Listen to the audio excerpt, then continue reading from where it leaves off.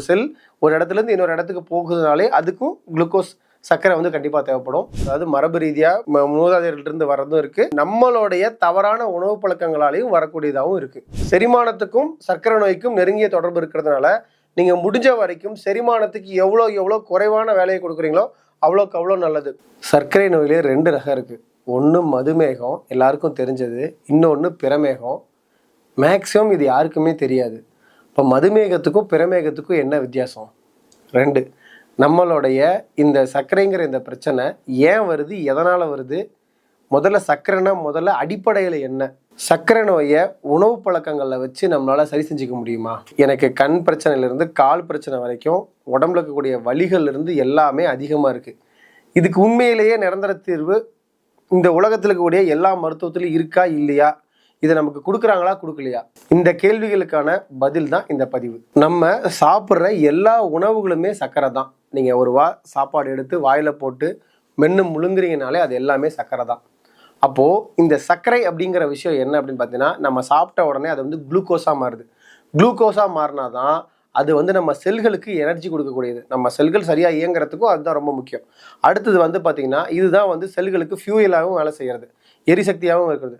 அதே மாதிரி செல்களுடைய மூமெண்ட், இப்போ ஒரு செல் ஒரு இடத்துலேருந்து இன்னொரு இடத்துக்கு போகுதுனாலே அதுக்கும் குளுக்கோஸ் சர்க்கரை வந்து கண்டிப்பாக தேவைப்படும்.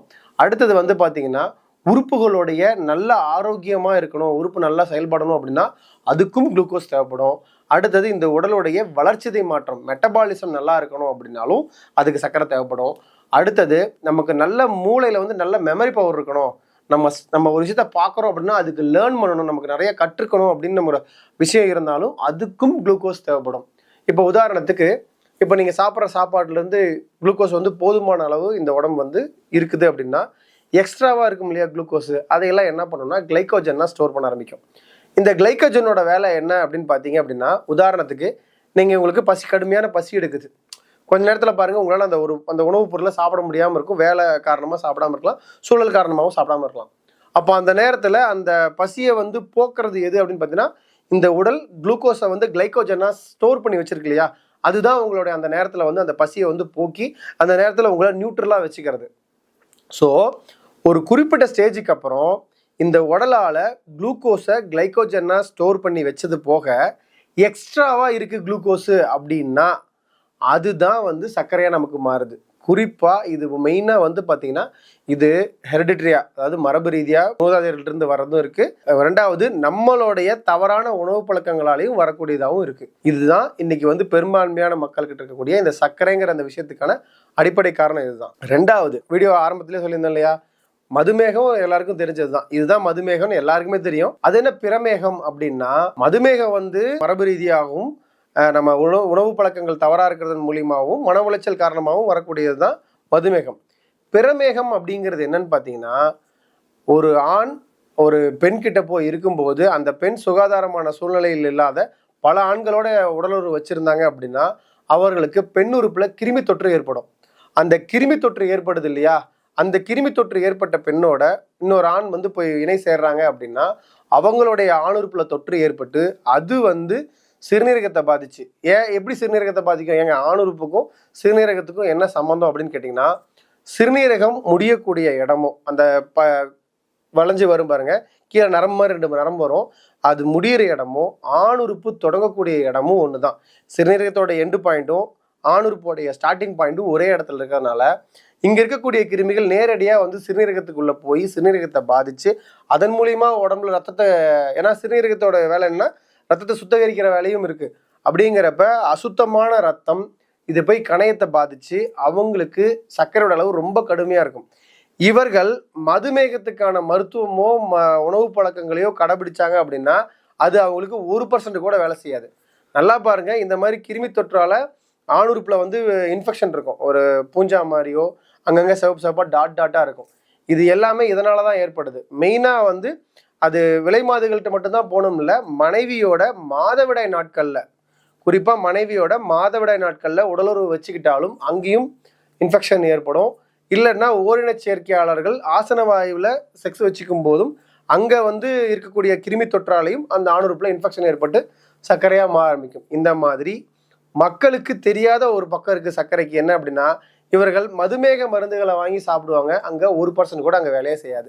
இது பிரமேகத்துக்கான மருத்துவம் பார்த்தா மட்டும்தான் இந்த பிரமேகத்துக்கான பிரச்சனையை வந்து அவங்க வெளியே வர முடியும். ஸோ இதுக்கு மதுமேகம் இருக்கிறவங்களுக்கும் பிரமேகம் இருக்கிறவங்களுக்கும் என்ன உணவு பழக்கங்கள் கடைபிடிக்கலாம் அப்படின்னு பார்த்தீங்க அப்படின்னா, மதுமேகம் பிரமேகம் இருக்கிறவங்களுக்கு முடிஞ்ச வரைக்கும் உணவுகள் எல்லாமே கஞ்சியா எடுத்துக்கிறது. கஞ்சினா நான் சொல்ற மாதிரி தண்ணி கஞ்சியா கிடையாது, களி மாதிரி செய்கிறது. அரிசியவே வந்து நல்லா வறுத்து அடைச்சி பொடி பண்ணி அதை வந்து நல்லா கஞ்சி மாதிரி கெட்டியாக களி மாதிரி காய்ச்சி அதிலே மிளகு, ஜீரகம், பூண்டு, இஞ்சி இந்த மாதிரி ஐட்டம்லாம் உள்ளே சேர்த்து சாப்பிட்றது ரொம்ப நல்லது. ஜீரகம் அதிகமாக சேர்த்துக்கிறது நல்லது. ஏன்னா செரிமானத்துக்கும் சர்க்கரை நோய்க்கும் நெருங்கிய தொடர்பு இருக்கிறதுனால நீங்கள் முடிஞ்ச வரைக்கும் செரிமானத்துக்கு எவ்வளோ குறைவான வேலையை கொடுக்குறீங்களோ அவ்வளோக்கு அவ்வளோ நல்லது. குறிப்பாக இந்த பருப்பு வகைகளை சேர்த்துக்கிறதெல்லாம் முடிஞ்ச வரைக்கும் நிறுத்திடணும். பருப்பு வகைகளை சேர்த்துக்காம பருப்பு மிதக்கிற தண்ணி, பருப்பு குழம்பு மேலே தண்ணி மிதக்குது பார்த்தீங்களா, அந்த தண்ணி ஊற்றி சாப்பிட்றது, புளி ரசத்தை தவிர்த்துட்டு நெல்லிக்காய் ரசம் எடுத்துக்கிறது, வெண்ணெய் எடுத்த மோர் சாப்பிட்றது, இதெல்லாம் வந்து ரொம்ப நல்லது.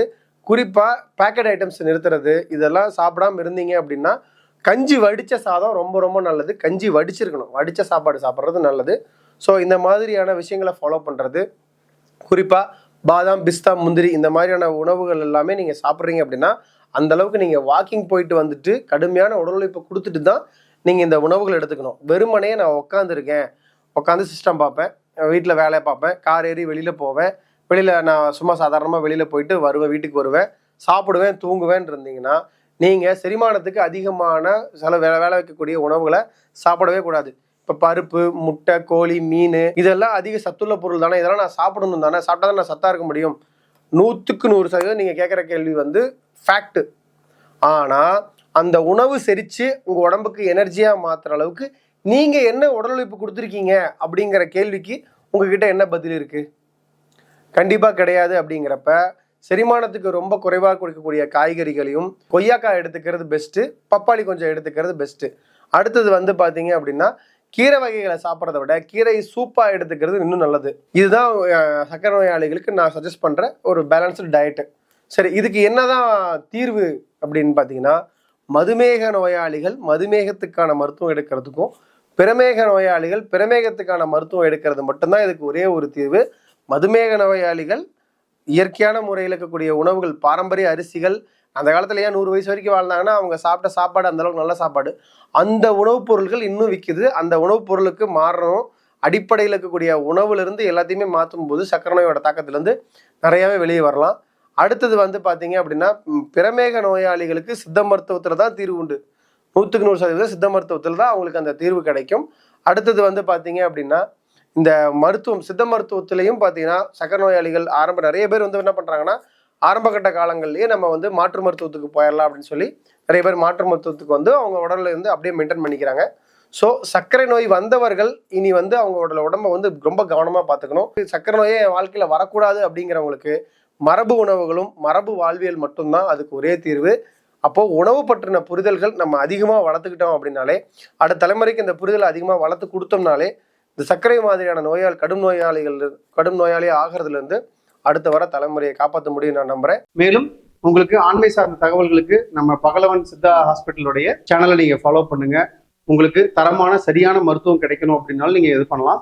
ஸோ இது வந்து பார்த்தீங்கன்னா இது ஆண்மைக்காக நாங்கள் கொடுக்கக்கூடிய முக்கியமான சேனல். ஸோ இது புதுசாக நாங்கள் ஸ்டார்ட் பண்ணியிருக்கோம். ஒவ்வொரு விஷயங்களுக்காக நான் வந்து அப்டேட் பண்ணுவேன். அல்சர் மூலியமா எப்படி ஆண்மை குறைவு வருது, இதய பலகீனமான எப்படி ஆண்மை குறைவு வருது, சர்க்கரையால எப்படி ஆண்மை குறைவு வருதுங்கிறத முழுக்க நான் வந்து உங்களுக்கு ஃபுல்லாக வந்து எக்ஸ்பிளனேஷன் கொடுக்குறேன். இந்த சேனலை ஃபாலோ பண்ணுங்க, சப்ஸ்கிரைப் பண்ணுங்க. நன்றி, வணக்கம்.